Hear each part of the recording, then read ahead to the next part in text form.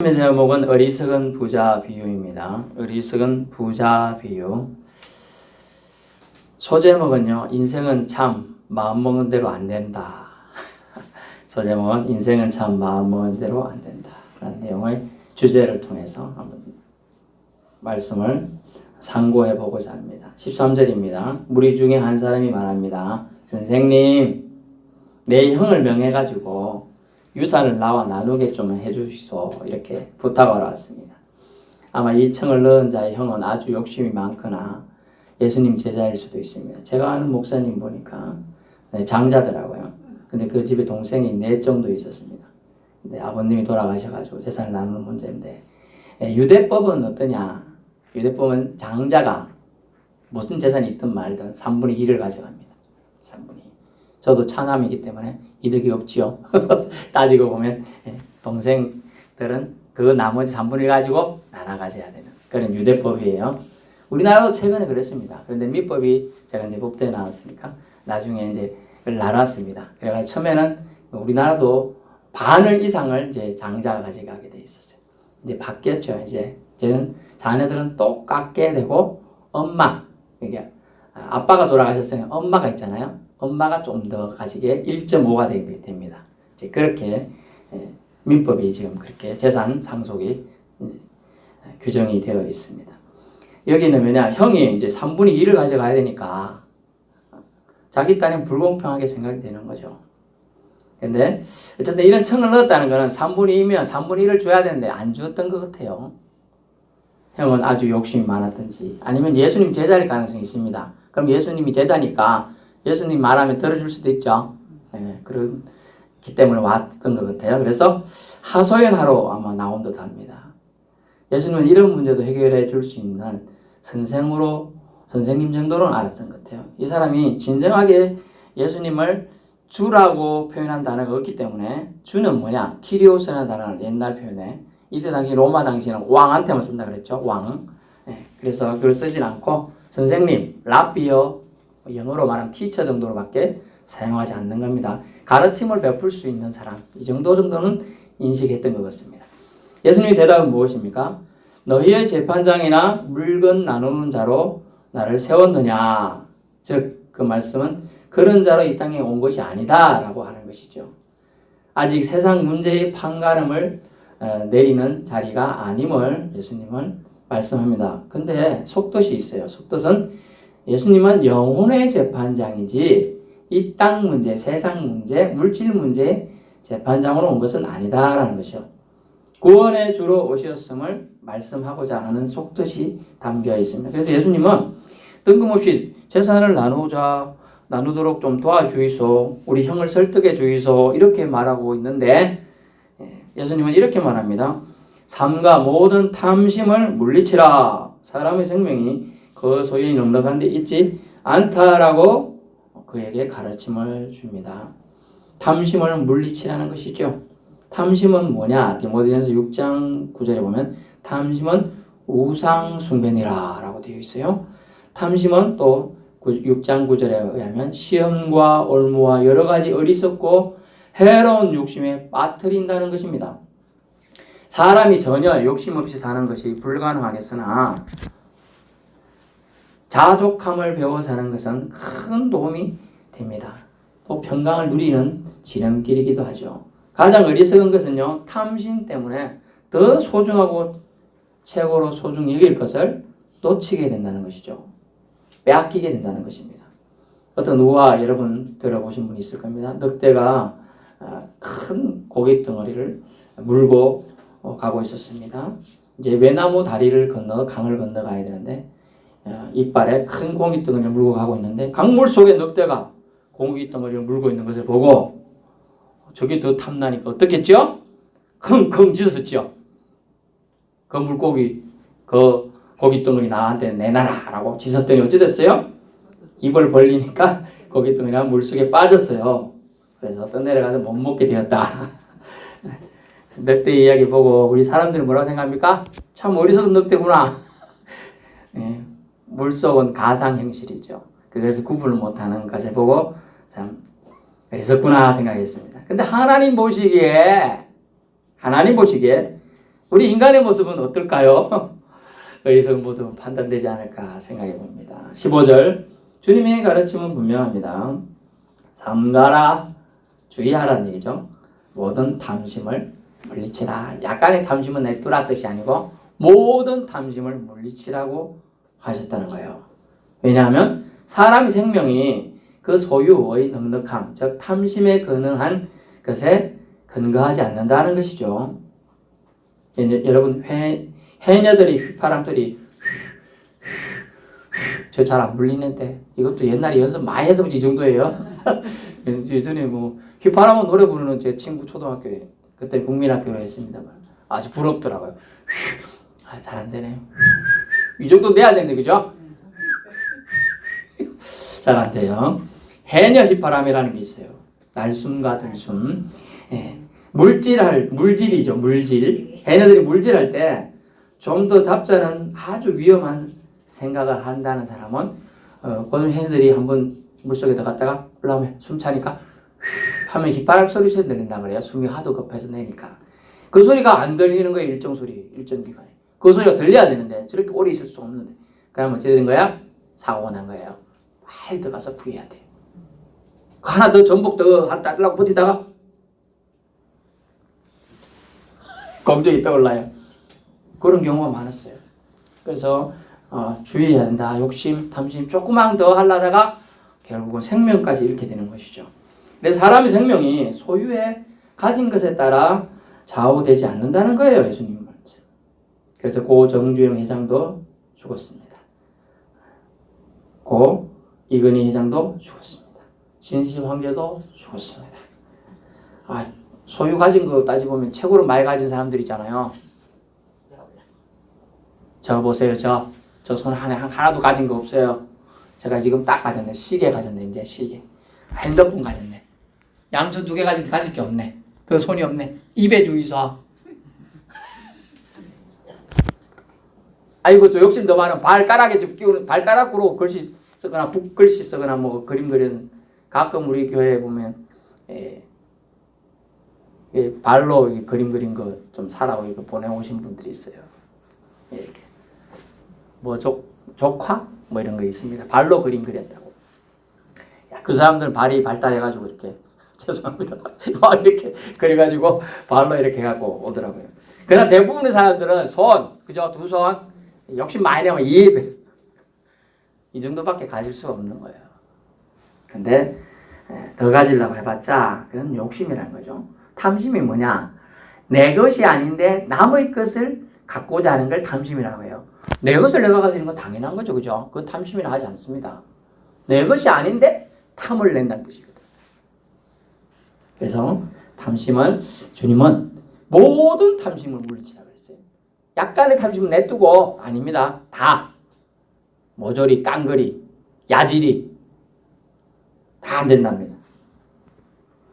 물론 좀 소유가 넉넉하면 의료 혜택을 받아가지고 좀 더 연명을 할 수 있을지 모르겠습니다만 예수님을 찾아와가지고 세상 물질, 형제간 유산 문제 나눔에 도움 줄 것을 요청하는 장면에서 참 안타까움이 느껴집니다. 영혼의 주인, 저와 여러분과 인류 전체의 구원자이신 메시아이신 예수님이 그 사람 앞에 있는데 고작 세상 물질과 사라져버릴 안개 같은 것에 연연해가지고 끙끙대며 근심하며 하소연에 넋두리라고 했어요. 영혼의 문제가 있다면 하나님이 예수님이 칭찬했을 텐데 어리석기 끝이 없어 보이는 안타까운 장면이라 할 수 있겠습니다. 여기서 끝나면 또 글을 열이 했는데 예수님은 비유로 가르침을 주십니다. 16절 그들에게 말하여 이르되 한 부자가 그 밭에 소출이 풍성하매라고 해서 어리석은 부자 비유라고 번역이 될 수도 있고 한 부자 비유로도 번역이 될 수 있는데 부자에 대한 얘기를 하고자 합니다.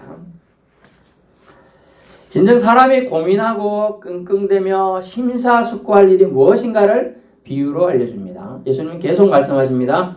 한 부자가 밭에 소출이 풍성하매 마음속에 이렇게 생각했습니다. 곡식 쌓아둘 곳이 없으니 어찌할꼬 고민했다고 됩니다. 어찌할꼬 17절 쌓아둘 곳이 없으니 어찌할까 하고 옛날 번역은 어찌할꼬 라고 했습니다. 어찌할까 했습니다. 17절 내가 고민을 막 하면 갑자기 머릿속에 불현듯 떠오르는 아이디어 딱 그래 머리를 치면서 앞을 싹 생각이 떠올랐다 이 표현인데 우리는 그냥 평범하게 이렇게 써놨네요. 18절 또 이래 내가 이렇게 하리라 여기 아니에요. 앞을 싹 멋진 아이디어가 떠올랐다 그런 뜻이에요. 내 국간을 헐고 더 크게 짓고 내 모든 곡식과 물건을 거기 쌓아두리라. 파일업이라는 영어 단어인데 탁탁탁탁 쌓아두리라.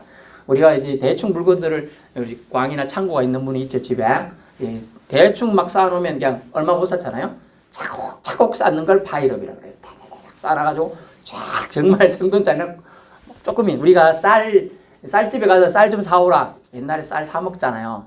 요즘엔 뭐 나무 들어가지고 옛날에 쌀 몇 대 사오가 안 했어요? 쌀 좀 주이소 하면 어떤 집은 쌀을 고봉으로 싹 주던 것들이 싹 끌고 보이죠. 안 봤어요? 이렇게 받고 주는 것들이 싹 해갖고 준단 말이죠. 어떤 집은 집에 좀 인심 있는 사람 이렇게 해놓고 막 흔들어. 그러고 꽉 채워. 그러고 또 더 줘. 흔드는 게 더 많이 들어가죠. 흔드니까 막 정하니까 알알이 쏙쏙 들어가가지고 어머니 오셨네. 그리고 나서 악을 가득 채우는 거예요. 그래서 심중에 생각한 게 이제 자기는 차곡차곡 쌓아놓고 준비하는데 뭐라고 말했느냐? 영혼에게 말을 해요. 영혼에게. 이 사람이 아주 똑똑해. 영혼과도 대화도 하는 거 보면 똑똑해. 뭐라고 하느냐? 영혼아 여러 해 쓸 물건을 많이 쌓아두었으니 평안히 쉬고 먹고 마시고 즐거워하자 하리라. 네. 평안히 쉬고 쉬어요. 먹고 eat 마시자. 드링킹하고 즐거워하자. Enjoy your life. 네 삶을 즐겨라. 이런 표현인데 이렇게 하자라고 대화를 시도합니다. 이 사람 보통 사람은 넘어요. 영혼하고 대화를 시도하잖아요. 여러분 영혼하고 몇 번 얘기해요. 영혼하고 대화를 시도할 수 있는 사람 이게 보통 사람은 아닙니다. 사람이 영과 혼과 육이 있는데 영혼은 이제 거의 같다고 보면 영혼 육이 있는데 이거를 분리해서 생각하는 사람도 있고 육체에 그거 된 사람이 있는데 다 해가지고 영혼은 육을 지금 영혼에게 대화를 시도해요. 영혼아 열의 쓸군을 많이 쌓아두시면 평안히 쉬고 먹고 마시고 즐거워하자 라고 하는데 모순입니다. 뭐가 모순이냐? 영혼에게 중요한 것이 영혼아라고 했는데 영혼에게 중요한 것이 돈일까요? 돈은 아니라는 거죠. 영혼과 육체를 혼돈한 장면이에요. 영혼을 불러놓고 영혼에게 필요 없는 것 영혼이 돈이 필요합니까? 떡 5개가 필요합니까? 하나도 영혼은 필요 없어요. 우리가 천국 갈 때 한 개도 안 가져가요. 그 전에도 말했잖아요. 알렉산더 대왕이 죽을 때 유언을 했다 그랬죠. 내 관에서 내 손만 바깥으로 내놔라. 손만. 왜요? 그랬더니 내가 갈 때 한 개도 안 가져가는 걸 보여주라.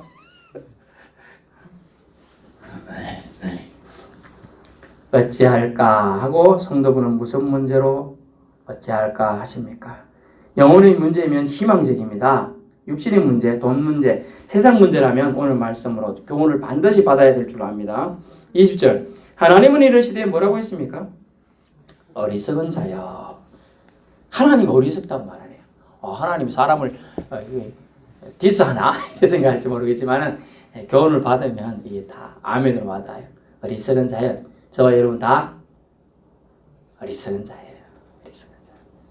들을 때는 깨닫지만 돌아서면 잊어버려요. 우리가 들을 때 제일 제가 이제 서울 쪽에 사역을 했잖아요. 좀 규모 있는 교회에서 사역했습니다. 서로 사랑하자. 오늘 좀 전에 우리 서로 사랑하자. 사랑은 하나님께 속했느니 이거 교동문 읽었습니다. 이래 다 하고 또 말씀도 듣고 서로 사랑해야 교인입니다. 너희가 서로 사랑해야 서양 사람들이 너희가 교인인 줄 알고 너희를 통하여 영광받고 구원을 받을 수 길을 열린다 이랬는데 나가면서 주차 문제로 싸워. 바로 싸워. 아니 네가 빨리 차를 뺐어야지 왜 안 빼? 제가 그걸 다 목격했거든요. 그렇기 때문에 뭐야 이거. 이런 겁니다.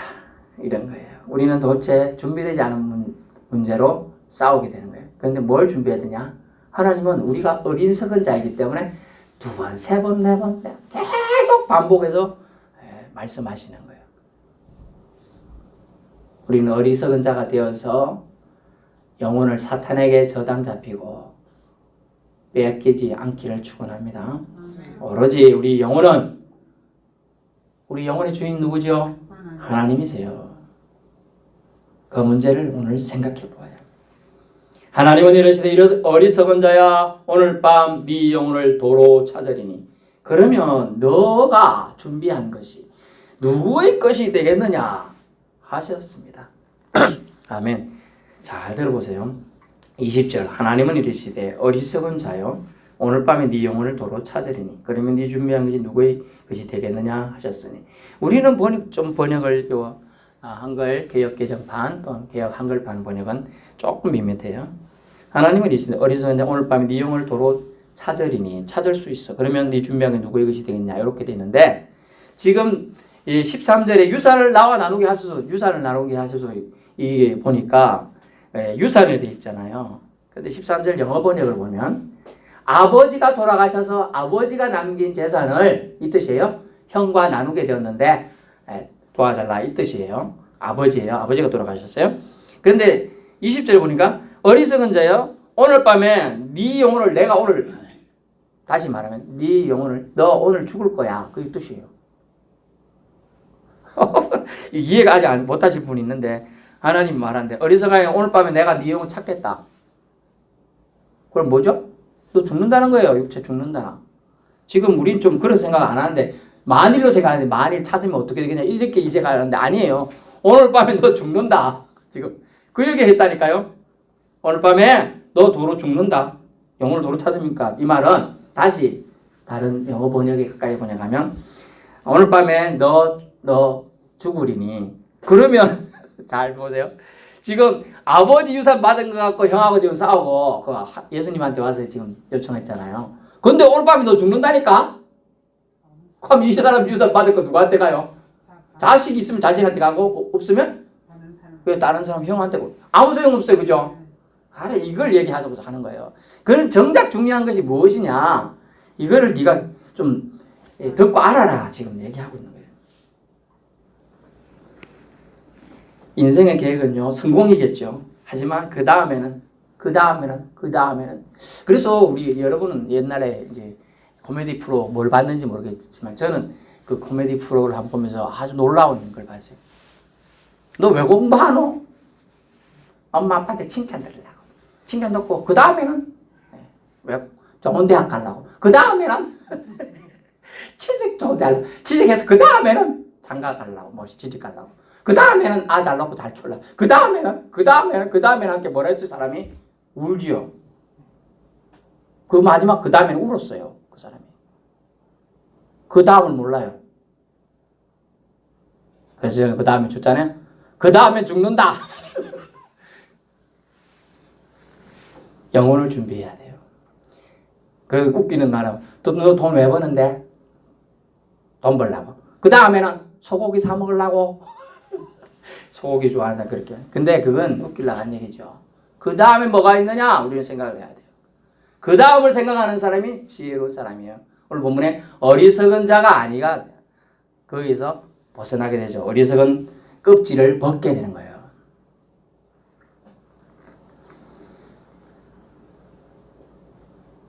그러면서 자기를 위하여 재물을 쌓아두는 것은 성경에는 어떻게 됩니까? 21절 자기를 위하여 재물을 쌓아두고 누구에 대하여? 하나님께 대하여 부유하지 못한 자가 이와 같으니라. 뭔 말이라? 갑자기? 뭔 말 같아요? 너희들이 지금 하는 행동들은 너희 자신을 위하여 하고자 하는 자기 중심적 이익에 근거한 행동들이다는 거예요. 지금 한국 교회가 무너지고 있는 80% 이유가 바로 이거예요. 믿음 생활 하는 것 같아. 신앙 생활 하는 것 같아. 그런데 누굴 위해서 하는 거예요? 자기 자신. 자기에게 유익이 되면 신앙 생활 하는 거예요. 그래서 우리 교회는 좀 덜 하지만은 조금만 중형교회 이상 하면 다 연결돼 있어. 다시 말하면 100여 명이 만의 성도가 있다 예를 듭시다. 그러면 거기에는 장사하는 사람은 반드시 있죠? 반드시 있어요. 농사 짓는 사람도 있고요. 또 뭐 이렇게 정근하는 사람이 있고 보험하는 사람이 있고 다 있어요. 다 연결되어 있는 거예요. 그러다 보니까 그거에 연결 안 돼. 자, A 교회 갈래, B 교회 갈래 하면 자, 20명 교회 무조건 이웃집 가요. 왜? 연결이 되고 장사가 돼야 되니까. 그게 가득 차 있어요. 그러니까 그 신앙생활이 아니고 정말 교우간의 교제가 아니고 딱 내가 물건 네 하나 사줄 테니까 내 나중에 보험 하나 들어줘야 돼? 이게 되는 거예요. 그게 얼마나 가겠습니까? 저 사람 뭐 문제 생기지? 에이 보험 당장 해지! 안 그러면 저도 그럴 것 같아요.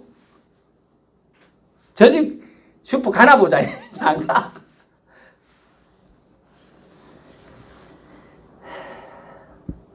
자기를 위한 신앙생활이 맞아요. 맞는데.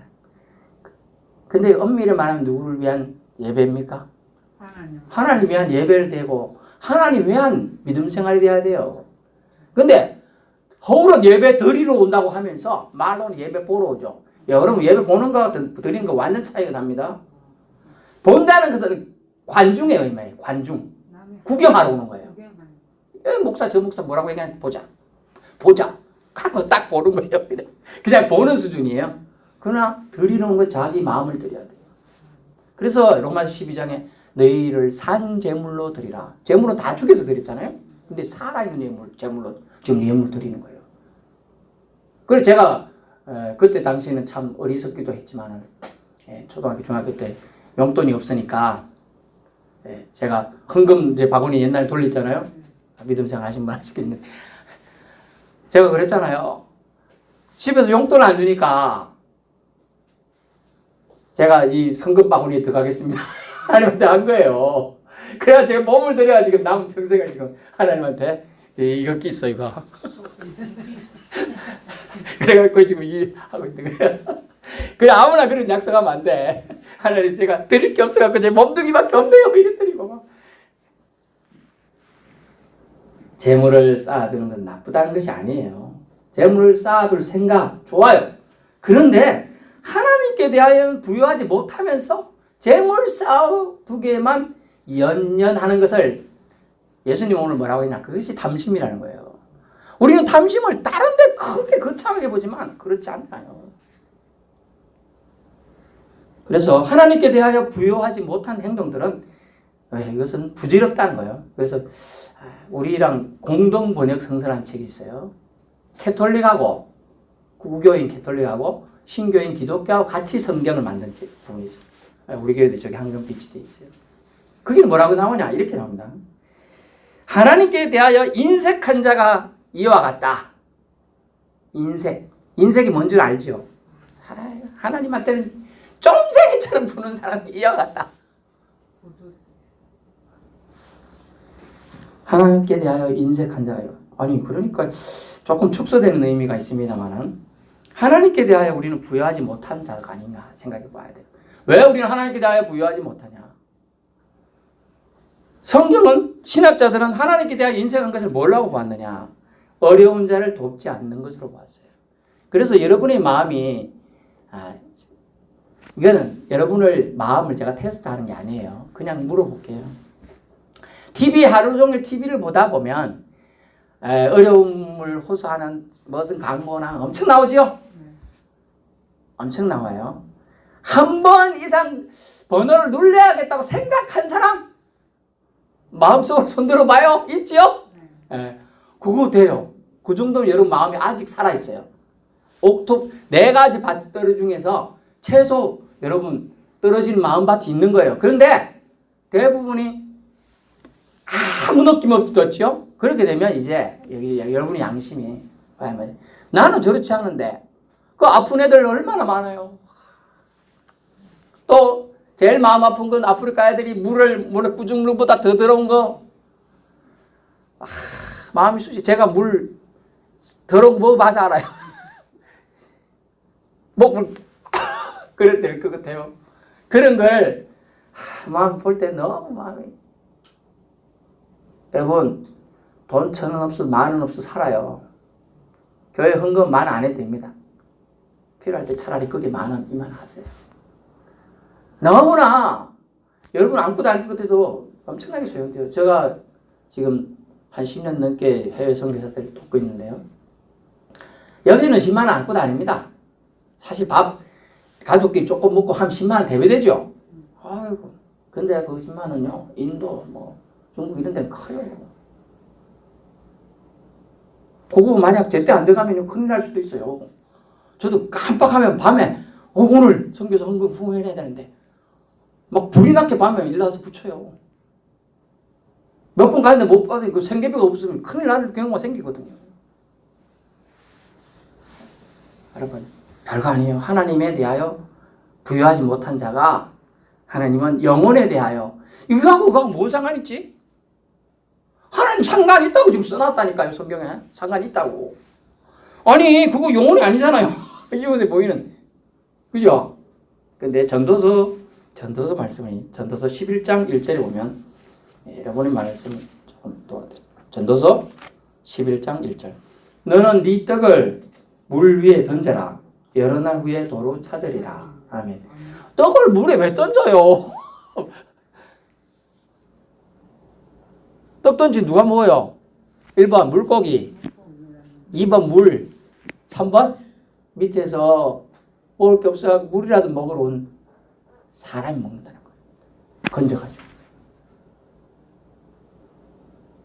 물 먹으러 온 사람이 물 던지니까 저 빨리 들어가서 죽어서 먹는다는 거예요. 근데 그 사람이 뭐라고 하느냐? 하나님 나에게 떡을 주시면 감사합니다. 이 떡을 보내준 사람을 축복해. 이렇게 기도한다는 거예요. 안 할 것 같은데 그런다는 거예요. 하나님은 어디서 보고 계셔? 하늘에서 다 보고 계셔요. 그래서 여러분은 공짜가 없다니까요. 공짜 맛밥까지. 공짜 없어요. 기도 공짜 없어요. 기도 그냥 웃어지지 않아요. 절대 안 없어요. 공중분해 안 됩니다. 기도. 그리고 여러분이 한 말 못하게 조용히 하는 후원 또 사람들 도와주는 거 다 하나님이 보고 계신다는 거예요. 그래서 하나님께 대하여 부여하지 못한 자는 하나님께 영혼을 나중에 하나님 내가 하나님 앞에 이래 했습니다. 말을 못한다는 거예요.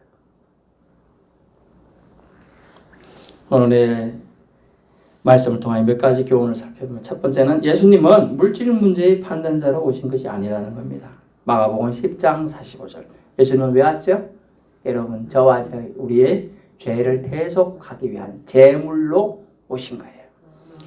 세상 문제에 다툼이 생기고 분쟁이 생기더라도 여러분 성경 말씀, 하나님 말씀, 예수님 말씀, 성령님을 끌어당겨가지고 자기 말에 권위를 세우고자 하는 경우를 있습니다. 그런 경우. 그런데 그것을 경고하는 말이 사실은 여러분 부드럽게 예수님이 써놨지만 아니에요. 나는 너희들의 세상 문제의 판단자가 아니다. 이 말은 뭐냐?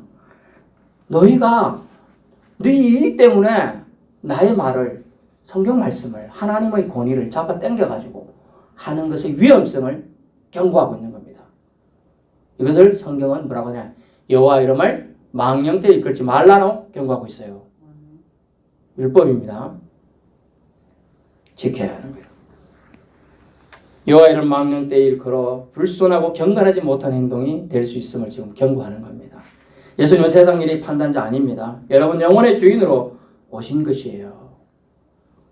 두 번째는 인생살이의 다툼과 시험과 올무와 어려움이 예수님의 그 원인이 탐심이라고 했습니다. 골로새서 3장 5절 탐심은 우상 숭배니라. 여러분 탐심 때문에 하나님의 진노가 임한다는 거죠. 하나님께서는 땅 아래, 공중, 물속, 땅 위 생물들 모두 먹이고 입혀 주십니다. 그죠? 하물며 우리 사람에게 필요한 바 안 주시겠습니까? 주신다는 거예요. 탐심은 남의 것을 탐내는 거죠. 내 것으로 족한 줄 알아야 합니다. 결국 예수님은 탐심을 경고하는 거죠. 여러분 속에 스물스물 기어오르는 탐심. 그것이 결국 여러분을 깔아먹는 좀과 동록이 된다는 거죠. 공든탑을 무너뜨리는 것은 탐심인 거예요. 여러분이 이때까지 쌓아왔던 인품을 무너뜨리는 것은 탐심 한마디예요. 그거 나도 내놔.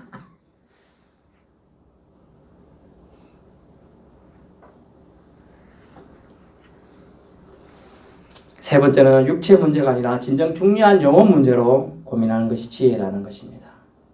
재물은 이 땅에 국한된 건 아닙니다. 재물을 하나님께 대하여 사용하면 하늘나라에도 연결돼요. 하지만 대부분의 사람은 재물은 이 땅에 국한되어 살려고 노력하는 거죠.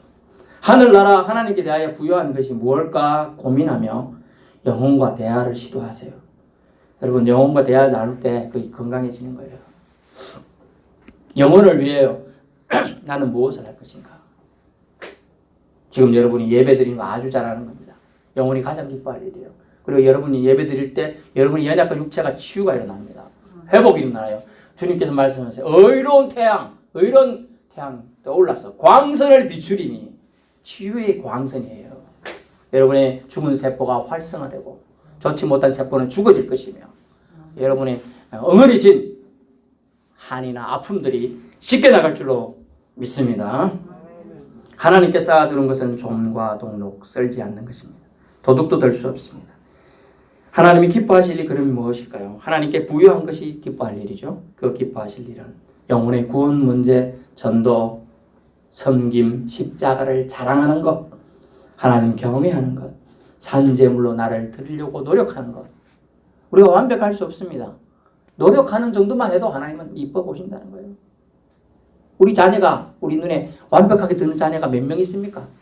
하지만 그 자녀가 우리 눈에 완벽하지 않더라도 하려고 하는 모습이 중요하죠. 하려고 하는 모습이. 하나님은 우리를 자녀로 부르셨어요. 완벽하고 퍼펙트한 천사로 부르신 게 아니에요. 자녀로 부르셨어. 너 부족한 거 다 알아요. 아픈 거 알아요. 고민하고 있는 거 알아요. 근데 하나님이 우리를 자녀로 부르셨다는 겁니까? 부족하지만 내가 너를 품어주고 아빠가 되어서 너의 모든 걸 책임져 줄 테니 너는 나에게 trust in God. 하나님을 믿어라. 신뢰하라고 말하고. 여러분 하나님을 믿는 거 신뢰하는 것이 아빠라고 믿는 사람은 당당하죠. 아빠 이거 줘. 근데 아빠가 아니고 집에서 일하는 사람은 일해놓고도 달라 하기 좀 뭐해.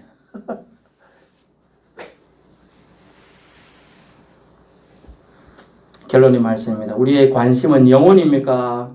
육체의 평안함과 배부름입니까? 사람의 생명은 소유의 넉넉함에 있지 않다. 주님이 말씀하셨어요. 하나님을 신뢰한다면요. 육체가 아니라 영혼에 더 관심을 기울여야 한다고 주님이 말씀합니다. 인생은 참 마음먹은 대로 되는 것은 아닙니다. 어리석은 부자 비유를 통해 우리에게 주시는 교훈은 무엇입니까? 너희가 바로 어리석 행동들을 하고 있다. 오늘 말씀처럼 오늘 밤에 네 영혼을 가져가면 너 어떻게 되겠느냐 이거죠. 하나님의 음성을 듣고 생각하는 시간 되시길 축원합니다. 기도하겠습니다.